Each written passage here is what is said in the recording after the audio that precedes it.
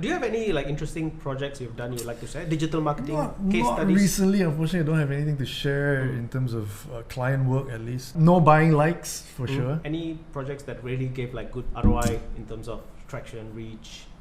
We've managed brand pages and increased in terms of followers and stuff like that. But that was really organically through content.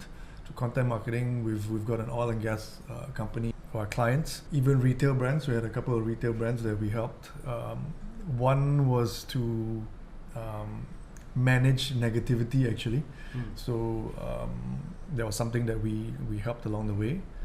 Through social media mostly. Yeah, no digital marketing interesting case studies that I can share really at this point.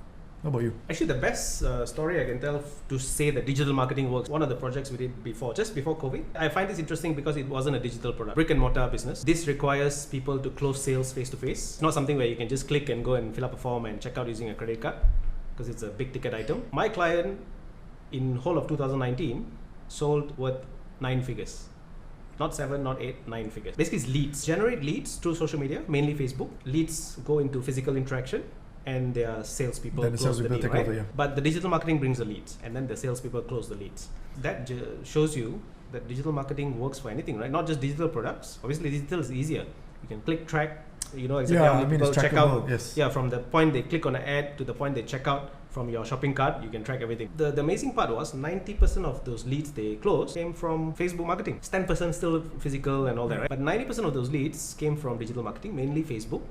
Warm leads that was generated through the ads and the organic content, where people fill up the lead form. They basically gave us their email and phone number. Email is a bit easier usually. Phone and email. Name and email. Name, email, and phone number is a bit harder. Somebody gives you their phone number, their mobile number. It's definitely a warm lead. They want you to call them. So then the process then happens on the other side, right? The salespeople call them, WhatsApp them, contact them, get them for a face-to-face meetup, close the deal, and within a year, 9-figure sales. Did you have to adjust your campaign as you went along when you got more data about your customer and stuff like that? Because when we initially doing it, we didn't have an idea, right? Because we didn't get the numbers on the sales. So we only got it at the end of the campaign. Even I didn't expect those kind of big numbers. But what we did was based on the cost per click and all that. So we tried to optimize that. Because my challenge was when I first got that client, so I told him, you don't have to spend more money now. I'm not going to ask you for more money.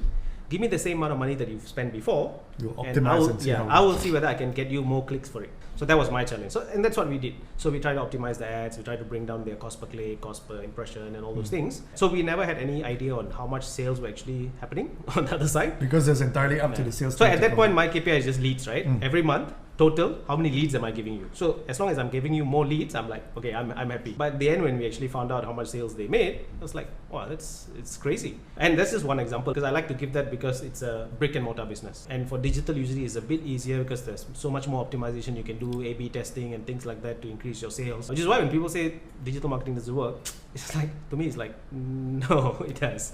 Just have to do it the right way. I mean, you can say that about any marketing channel, right? Yeah. Marketing doesn't work. Why? I'm sure even billboards, if you don't do it right, it won't work, right? Absolutely. The worst thing about billboards is that it's not trackable in terms of actual numbers and eyeballs. Because some of the bigger clients are national brands, they treat social media like billboard. Basically, their guidelines for social media content will be similar to what they would put on a billboard. So it's very one-way, it's broadcast. very old school. Yeah. This is our branding. We want to put it out this way, and we don't care how people react to it, right? But the difference is, now within 2 seconds, somebody's going to leave a comment that if they don't like what you did, you will know. On a billboard, nobody can say it. Right? I'm going to drive off and just probably curse at your billboard and just drive off. But now, if it's on social, immediately somebody's going to like it or whatever, dislike it or downvote it, or they're going to leave a comment to say, hey, this is stupid, or this is offensive, or I don't like what you said.